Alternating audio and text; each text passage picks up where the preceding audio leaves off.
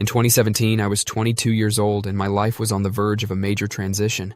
I'd been dating Mackenzie, my girlfriend from college, for a few years. She was a good person, fun, smart, and generally supportive. But as much as I liked her, I never saw us having a future together. I wasn't ready to commit to a relationship that deeply, and I could sense I wasn't really in love. Then, I got the acceptance letter I'd been working so hard for. Columbia University School of Law. I knew that this would demand everything from me, every ounce of my time and energy. There wouldn't be room for distractions or relationships, and I was ready to put in the work. But Mackenzie had other plans. Almost immediately after I was accepted, she started pushing me to get engaged, acting like this was the natural next step for us. I tried to explain my perspective, that I couldn't be there for her the way I knew she wanted and deserved, but she wouldn't listen. Finally, she gave me an ultimatum: propose or we were done. Standing there looking into her eyes, I knew what I had to do, so I told her it was over. It was hard, but deep down, I felt a strange relief, a sense of freedom to move forward and focus on my own path. Mackenzie didn't take the breakup very well. Actually, that's an understatement. When I called her bluff and ended things, she was livid. Her initial shock quickly morphed into an almost deranged level of anger, and she didn't hold back. I had expected her to be hurt, but the lengths she went to in an attempt to punish me were on a different level. At first, she tried to sabotage me. She'd pop up in places she knew I'd be studying, making scenes loud enough for people around us to hear. She'd bring up personal, private things we'd gone through and twist them, acting like I was this awful person who'd left her for no reason. I tried to ignore it, but I could see the looks from people who didn't know me as they wondered what kind of person I was. It felt humiliating. When that didn't work, she escalated.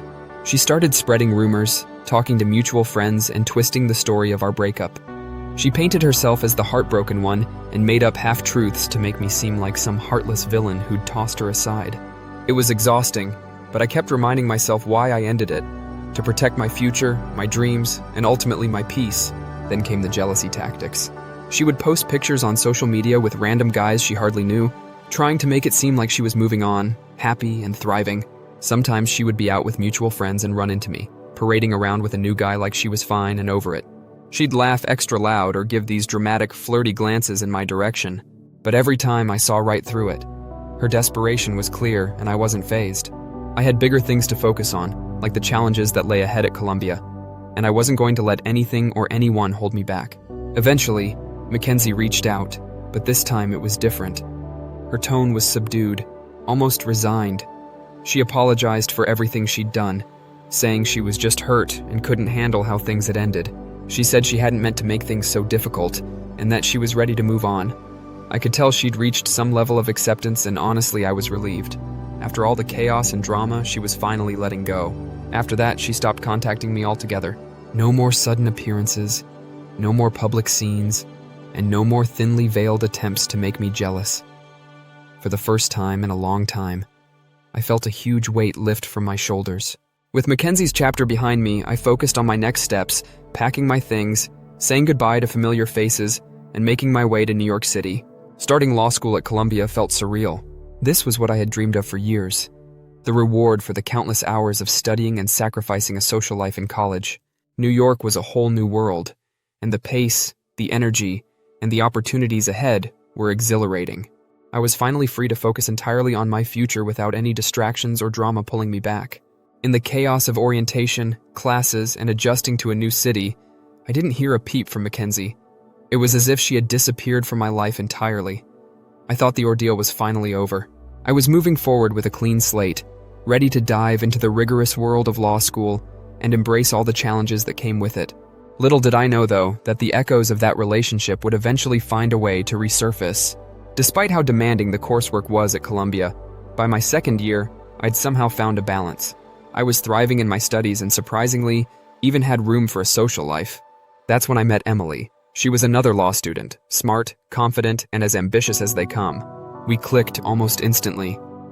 There was just a depth to her that drew me in, and soon we were spending more and more time together, both in and outside of class. Emily came from a family steeped in law. Her grandfather was a judge, her mother a well-respected corporate attorney, and her father was a senior partner at one of the most prestigious law firms in Manhattan. It was clear she came from a different world, a world where connections and family legacy were everything. But she never flaunted it. She was grounded, focused, and passionate about making her own mark in the legal field. Dating her was like stepping into a new reality. She understood the stress of law school, the late nights, and the constant pressure because she was living it too. Emily became my support system and my escape from the intensity of law school. With her, I could talk about anything and everything, from legal cases to dreams of the future, and it all just felt natural. For the first time, I felt like I had found someone who truly understood me and the life I wanted to build. While my classmates were scrambling to secure internships and clerkships, I was in a unique position. Having Emily in my life wasn't just personally meaningful. It turned out to be a huge advantage professionally. She had access to connections most law students could only dream about, and she didn't hesitate to share them with me. When the time came to apply for clerkships, Emily stepped in and used her network to open a door I hadn't dared to hope for. An internship clerking for her grandfather, a respected judge on the New York Appellate Court. It was an incredible opportunity. Clerking for an appellate court judge wasn't just any internship. It was a position that had the potential to shape my career and set me up financially for life. A position like that was a golden ticket in the legal world. And for someone like me, who didn't come from an established legal family, this was more than I ever expected. I threw myself into the work, determined to prove I belonged there.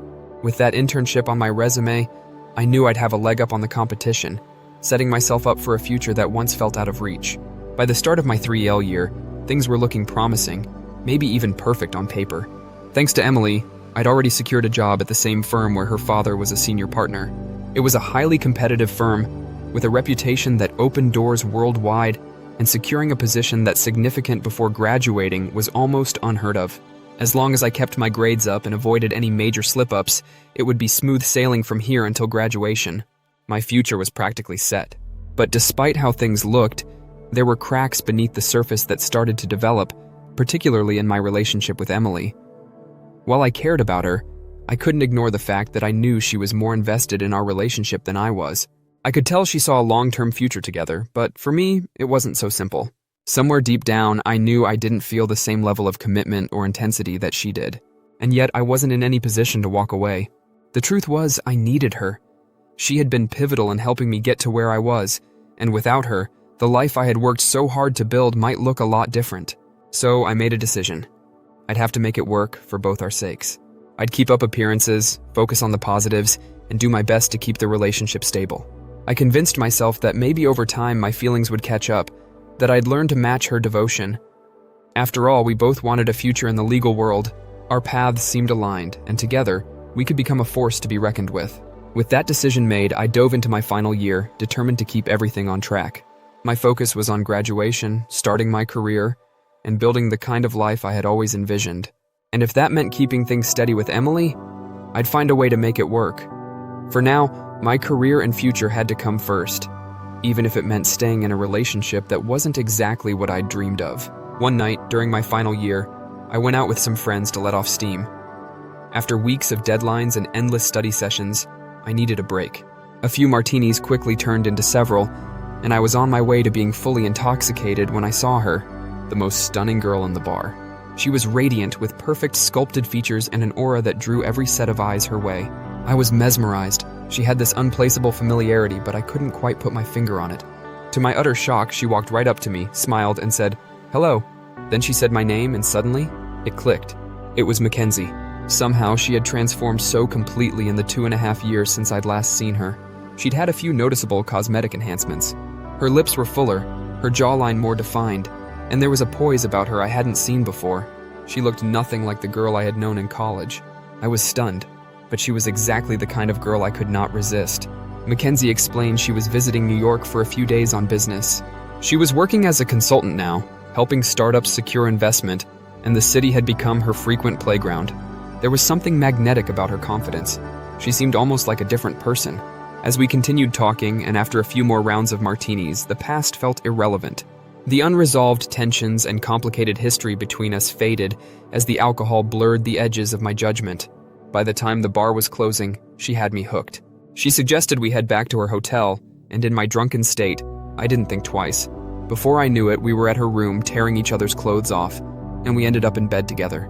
The next morning, reality hit like a cold slap. The haze from the night before lifted, and all the decisions I had made came into harsh focus.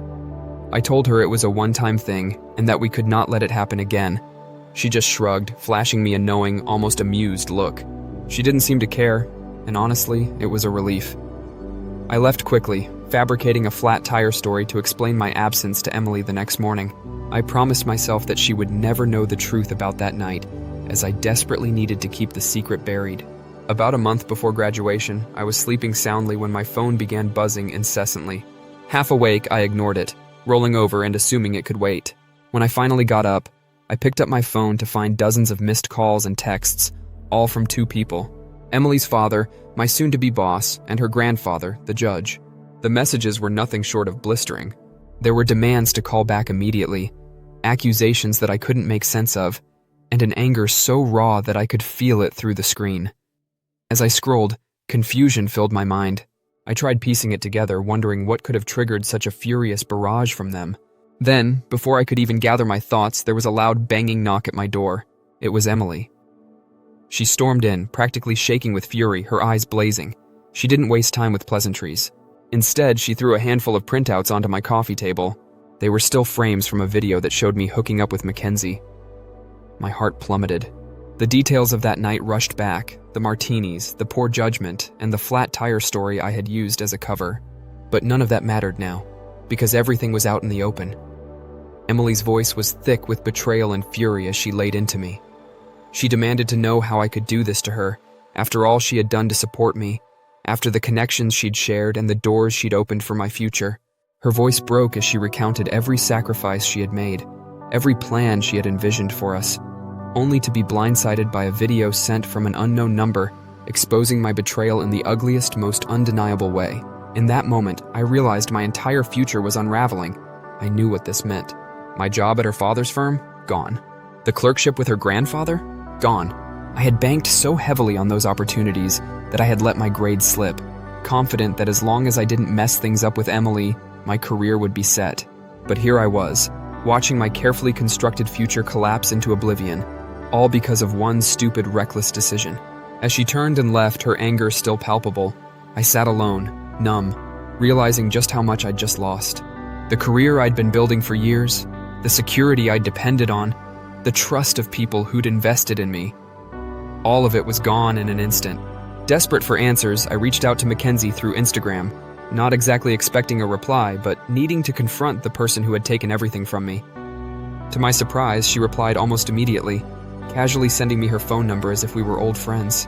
The ease with which she responded only deepened my anger, but I called her anyway, determined to find out what had led to this mess. Mackenzie answered with an unsettling nonchalance, her tone calm, maybe even amused, as if she were explaining some harmless prank rather than the destruction of my life. She didn't hesitate to explain how she'd done it all. During our last year together in college, after I'd started pulling away from her, she'd begun hiding tracking devices around my car, dorm room, and anywhere she thought I'd never notice. Even more shocking, she had installed tracking software on my computer and phone, managing to monitor my every move without me ever suspecting a thing. With disturbing precision, she detailed how she'd kept tabs on me for the last 2.5 years, using software to track my location, access my emails, and even intercepting my texts. She had known about every aspect of my life, every step I had taken since moving to New York. And her motive? She claimed it was love, a twisted, obsessive need to feel in control of the relationship that she could not let go of. But it was more than that. She admitted in her casual tone that she had always wanted revenge too, a way to punish me for breaking up with her for choosing ambition over her. The fact that she had sabotaged my career, my future, and every relationship I had tried to build since didn't seem to bother her at all. In her mind, she was simply evening the score. I felt a surge of rage like I had never experienced before, my voice shaking as I told her how much she had taken from me. I demanded that she lie or make things right somehow. But she laughed, dismissing my anger as if it was an overreaction. She was utterly unapologetic. After that call, I went straight to the police, convinced they would see this as the clear-cut case of harassment and cyberstalking it was. But after explaining everything to the officers, I was met with indifference. The police told me it would be difficult to prosecute Mackenzie. Most of the evidence was circumstantial, and that her tracking and monitoring had been so discreet that without her confession, it would be nearly impossible to prove. It didn't help that the incident had technically started years ago, and the laws around cyberstalking and privacy invasions were murky. In short, they would not pursue it. With no job, no connections, and a record marred by betrayal and low grades, I found myself stranded. I hadn't prioritized my studies, always counting on Emily's family to secure my future, and now that safety net was gone. I ended up in the bottom 25% of my class, and my job prospects were bleak. After 6 months of a fruitless job search, I took the only job I was really offered, a public defender position in rural Virginia. It was a far cry from the Manhattan firm I had once envisioned for myself, but as modest as it was, I needed the paycheck. Now I struggled just to make ends meet. Student loans loom over me every month, swallowing half my salary, and inflation only makes basic living expenses harder to cover.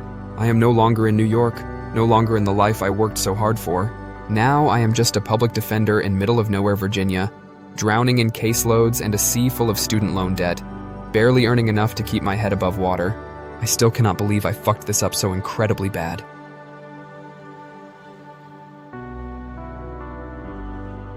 Thank you for listening to my story. I hope it gave you something to think about. If you're interested in more raw, introspective stories and true confessions, please like this video and subscribe to the channel. There are many more powerful stories to come, and I'd love you to be a part of them.